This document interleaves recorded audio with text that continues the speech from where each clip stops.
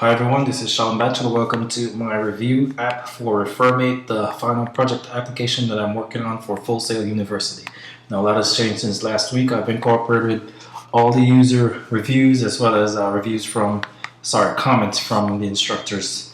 Now, first things first, layout. We had a big issue with layout. The layout was cut off for iPhone 6 devices. Now I've set that up so it actually works across 4-inch, 4.7 and 5.5-inch devices.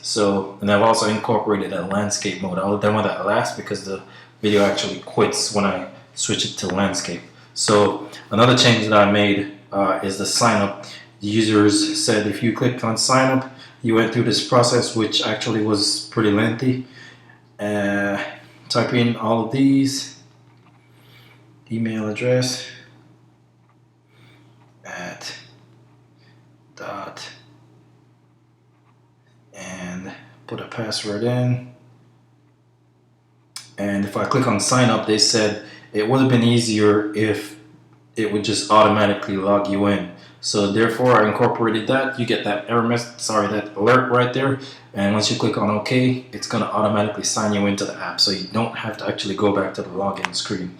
And from the previous releases, everything else on that login screen works, including the arrow checks, the Twitter, the Facebook login, social media, so all of that works. Now right here, a few more changes I've made. So I've updated the mates sharing.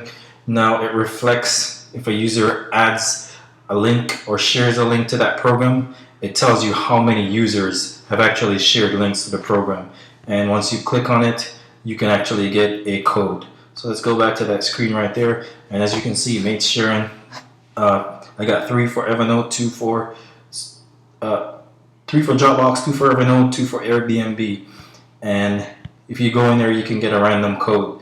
Another thing that the users commented about was once you click on a back or forward button, if you are at the end of the array that I used to populate the title, nothing happened, and the user expected something to happen. So now services is actually the first item in that array. If I click on back, it's going to go all the way to the last one, so it's continuous. Now it's actually continuous. So I'm back to service and I can keep going back.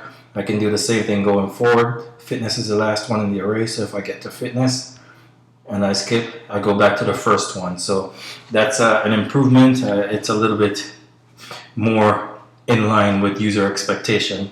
Also, another user expectation item was the tap to get to the other screen, which is intuitive. That's how we use tables on the iPhone for whatever application. Mostly users expect if you tap an item, it'll take you somewhere. I actually had a button at the bottom before, and that was an extra step that you would actually have to tap. You'd select the item in the list, and then you click on add, or you click on connect, and it takes you to the next screen. Now if you just tap on that item, it'll actually take you there without that extra step. So that's an improvement in the processes. Now it passes the information to this screen right here, which gives you details on each application. I clicked on Evernote and it says 2 mates shared referrals for Evernote. So that's 2 members, 2 people shared links for Evernote. So you can also right here read about it. And this is a scrolling list. This one is it populated everything fit within that window, so it's not going to scroll, but it actually does scroll right there. Now I can share a code, or I can get a code from the 2 that are already there. Now let me show you. If I click on share a code, I get a screen right here with which I can paste my link or a URL or referral code in there. Say for instance, Evernote shares referrals via a code. I can put in a code right here. So let's put in EVER123. If that was my referral code from Evernote, click on submit, and I get my confirmation right there. So my code was submitted. Now, if I go back, Evernote, now it says I got 3 people sharing from Evernote. So I just shared a link to the table. Now I can go and get a link. So there's one that I had earlier on. Once you click it, it automatically gives you a link randomly. If I click it again, see if I get a different one. Evernote 456. Previously I got 123 and 123 456, and this is the last one that I put in.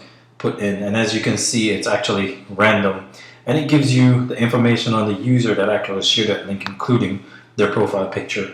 Now I just shared this link and I hadn't updated my profile picture, so it's blank. But if I got one from one of the other users that actually uploaded a picture, it would show you their picture, and none of them do because I actually put it in manually on the back end for those. So that's sharing a code and that's getting a code, and it's pretty straightforward. You can also, if you click on share, you can also share that code. Let's do another one right here. THUMB987, and I can share it via Twitter. If I click on share via Twitter, I can post it to my Twitter account. If I click on Facebook, now this is the one thing, Twitter pre-populates, Facebook does not. Facebook actually prohibits pre-population once you from applications in their recent update to their API. So now I'm not able to populate it from the Facebook table, but you can share on either social media platforms the link to the actual referral code or program. And as I demonstrated before, these work now. So the favorites, if you tap on the icon, it gives you a favorite and it'll update your list. Right now it's blank because I just cleared them out. Let's go to shopping. I got 3 in here. Let's select Amazon. Let's go to another one. Let's select region and then go to favorite. There we go. We got Amazon Prime, we got regions, bang. So it populates those favorites table, and I can come back here and delete it. So if I swipe to delete and I go back to my programs, which one did I just delete? Oh, regions. I just hadn't updated the table. So if you swipe down and refresh, it would actually update your favorites right here. So that works. I can also suggest a program. So if I'm interested in seeing something, a lot of my users says, okay, I want to see a referral. I want to see 24-hour fitness added to the program listing. Now, this is going to take some verification because we have to make sure that the referral program is valid and that it actually gives a benefit to both the user and the sharer and the receiver.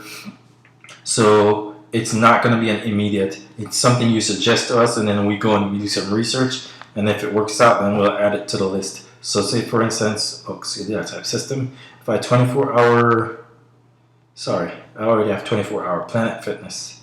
Planet Fitness. If I go with Planet Fitness, ESS. There we go. And I can type in 10 for me, 10 for them. Alright, so I get 10, they get 10. I can submit that, and that'll come to us on the back end. We can look it up and we will do the research. If Planet Fitness did have a referral program that's valid and that can be used by our system, we'll add it to it, and then it will populate on the list right here. So that works pretty well. Now if I go to my profile, oh, before I get back there, another comment that I had or suggestion was that if we lose connection, the screen right here shows up blank. So I added a continuous check for connectivity. So if I turn off connectivity right here in the application, you actually, did I just, oh, I still have, why do I still have Wi-Fi? For some strange reason I have Wi-Fi and I just turned on airplane mode. I don't know what's going on with my phone. But if you do turn off your connectivity, oh, I think it might be getting it from the computer. If you do turn connectivity off, it automatically monitors and it shows an alert which you cannot dismiss until you actually restore connectivity. Once you restore connectivity, the alert automatically dismisses, and then it brings you back to the screen right here from which you can do whatever you choose. So that's another suggestion that I had. It's just an error check to make sure that this screen didn't show up blank after you got signed into the application and you lost connectivity, and it works. Now, oh, there we go. Looks like I have no internet. Okay. Oh, some strange reason this one's still showing. Okay, now I have no internet and my user screen, that's another suggestion that I got from them, that the user should be able to see items on the profile screen even if there is no internet, although it's pulling the user information from the Firebase database on the back end. So I stored it to local preferences. Now it pulls out the information regardless of whether there is connectivity or not, and once there is connectivity, then it'll work as normal.